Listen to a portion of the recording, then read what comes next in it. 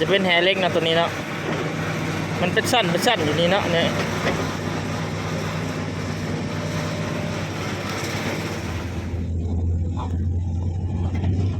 เราเอาเวียดเราทุกคนเนาะมันนี่ก็คือก็ตั้งเคยหลังจากเขาพักมา3 มื้อเลยเนาะฝนตกกำลังเสือกเวียกตอนนี้ก็หากะ6 โมง 7 โมงยังนะทุกคน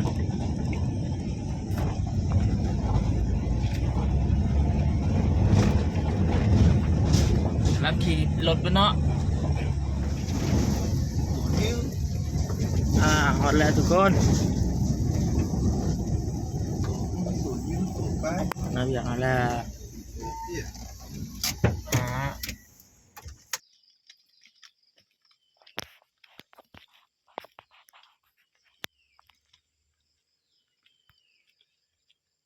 มาฮอตน่าอยากนะทุกคนเนาะ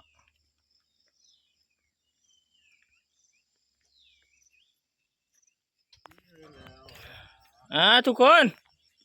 เช็ครถไฟรถมันนะตอนนี้ก็เนาะเก็บออกเวียกเนาะ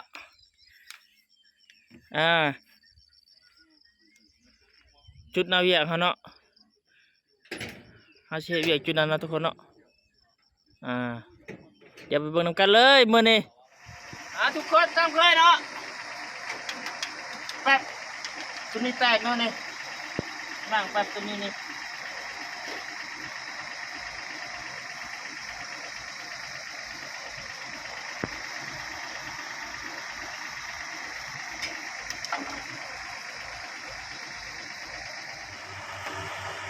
ย่างไปแล้วเนาะทุกคนย่างไปแล้วเนาะจะต้องอาชีพาทุกคนไปเบิ่งเนาะก็จะพูดกันเนาะเก็บเมียนเนาะทุกคนขุดไปอะไรมันเห็นแหละเก็บเมียนเท่าเล็กเท่าน้อยแล้วเอารถตักมาไหวเนาะทุกคนขุดได้ละเก็บมาเมียนเนาะรถตักเก็บมาเมียนเนาะทุกคนรถตักเก็บมาเมียนเนาะ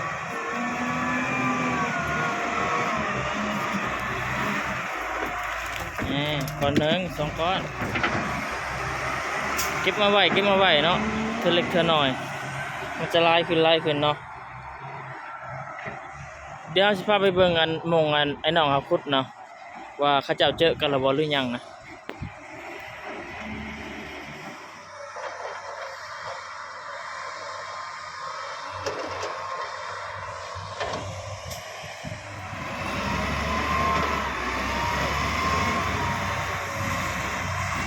เขามาใกล้อะไรมันได้ยินแต่เสียงจักรนะทุกคนมาดีเนาะเสียงคอยว่าวมันไม่อยากได้ยินล่ะ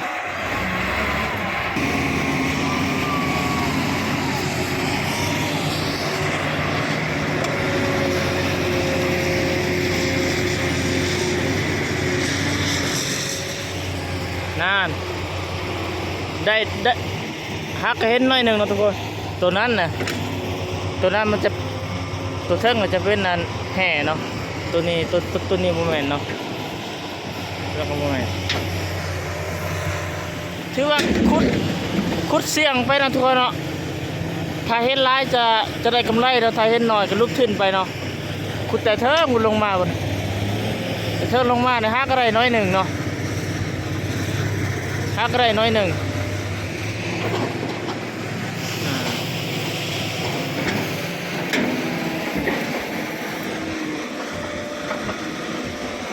นี่ทุกคน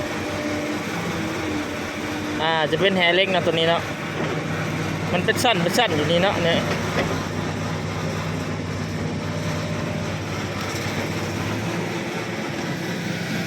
ตัวสีขาวนั่นแหละมันโมเมนต์เนาะไอ้น้องเฮาจะทิ่มไปเนาะ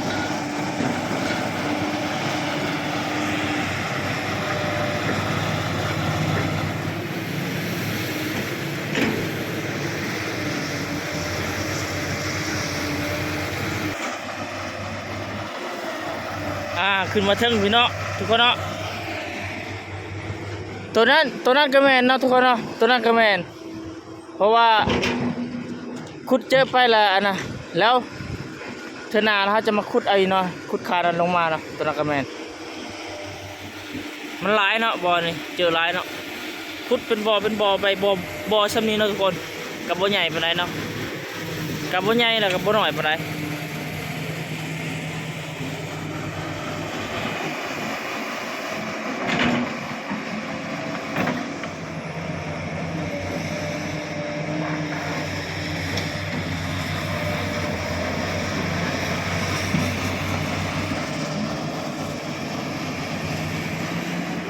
นั่นเนาะทุกคนเห็นบ่จุดเขายืนอยู่เทิงเมื่อกี้นี่เขาลงมาหลุมเนาะตอนนี้เนาะมันหลายอยู่เนาะมีหลายอยู่แห่เล็กเนาะ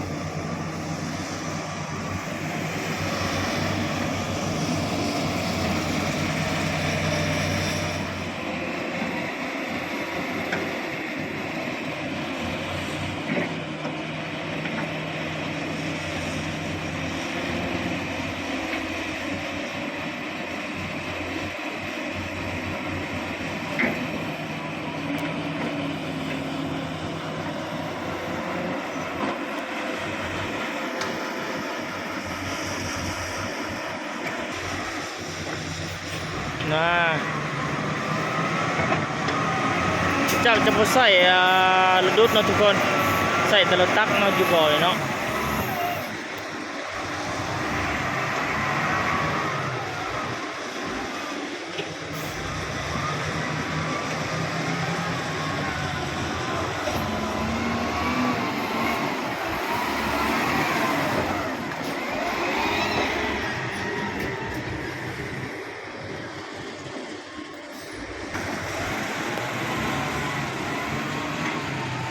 มันน่าจะ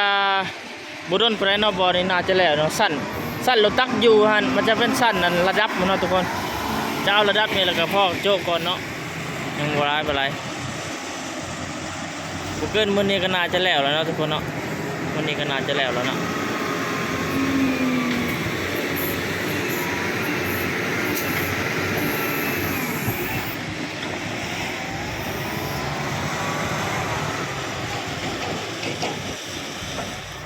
ไกลเนาะไกลสิฮอดระดับรถตักอยู่แล้วเนาะคันนี้ก็กำลังแปลงทางอยู่เนาะทุกคนรอบสุดท้ายแล้วเนาะวันนี้ก็ว่าให้ไอ้น้องเอาขุดต้นเติมเนาะมันน่าจะเป็นแห่ร้ายเนาะแถวนั้นเนาะวันนี้ทุกคน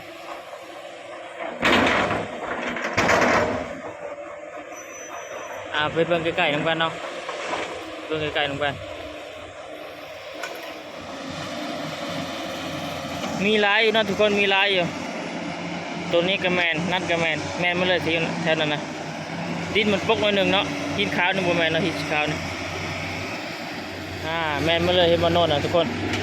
โน่นนี้มานี่มงคลเยียบนี่แมนมาเลยนี่ตัวนั้น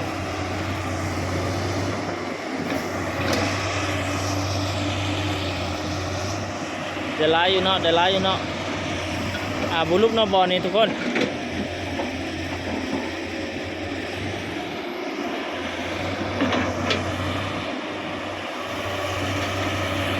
ดูตักเอาไปจ่อเลยเนาะ